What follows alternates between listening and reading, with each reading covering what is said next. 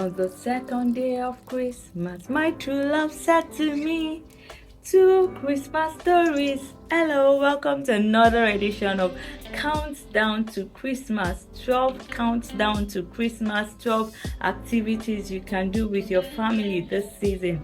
This is Oluwaseyi Fadairo, and it's another episode of the Intentional Parenting Talk Show. I'm glad you are here. I would like you to like, share, comment, and let us know. Let us see your engagement on this platform, and let us know how this has been a blessing to you.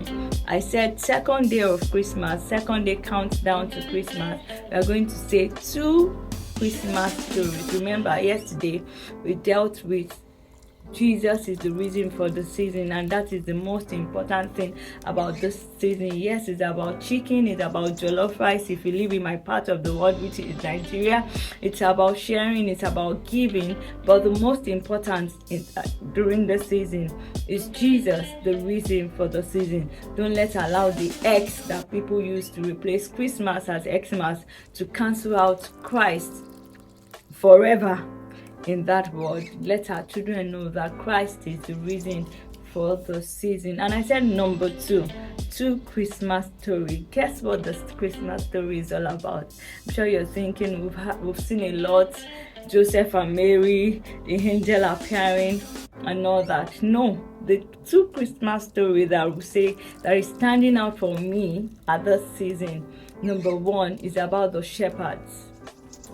The shepherds were taking care of their sheep at night.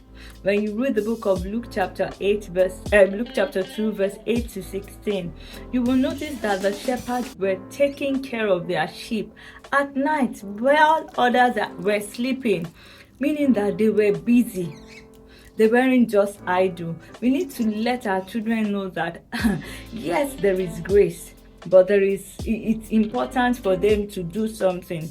God blesses the work of our hands, or the works of our hands. It is when they are busy that God can talk to them. I can mention so many people that were used by God. They were not idle. So that stood out for me. The shepherds were busy. Number two, they paid attention to their environment. They weren't distracted by their work. As they were taking care of the sheep, they saw the angel appearing in heaven. They noticed him and they listened to him. That's number two. They paid attention to their environment. They were ready to hear God. They were ready to hear from him. Number three, I would say they didn't just go out and start carrying rumor. My generation nowadays, you see something, you carry it, status, Instagram, this and this, you just want to.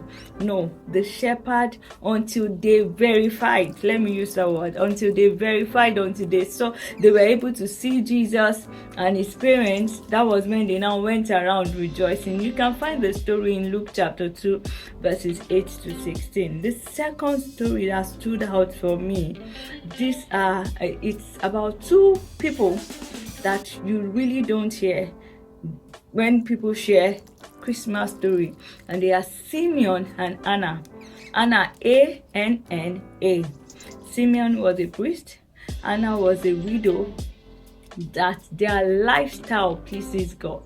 And guess what? Because their lifestyle, God was so happy about them. God said, you will not die, both of you, until you witness the birth of Christ. What a beautiful promise. What a beautiful thing to behold. Simeon saw when they were bringing the Lord Jesus Christ to the temple, when he was being christened. It means that when our lives, when we allow God to take over our lives and we live a life that pleases him, his promises will come to pass. These are two wonderful stories. You can look at Luke, you can look at it in Matthew, Mark, Luke, and John, but the one that really stood out for me was in the same book of Luke chapter 2 verse 8, after 16 downward. Look at this man and this woman. I really love the blend. It was not just about the man, it was not just about the woman, it was both of them, Simeon and Hannah. These two beautiful stories, read through them and share it with your children. It's going to be a beautiful season. Have a wonderful time. I hope to see you tomorrow as we do Third day of Christmas countdown with our family. Bye for now. See us tomorrow.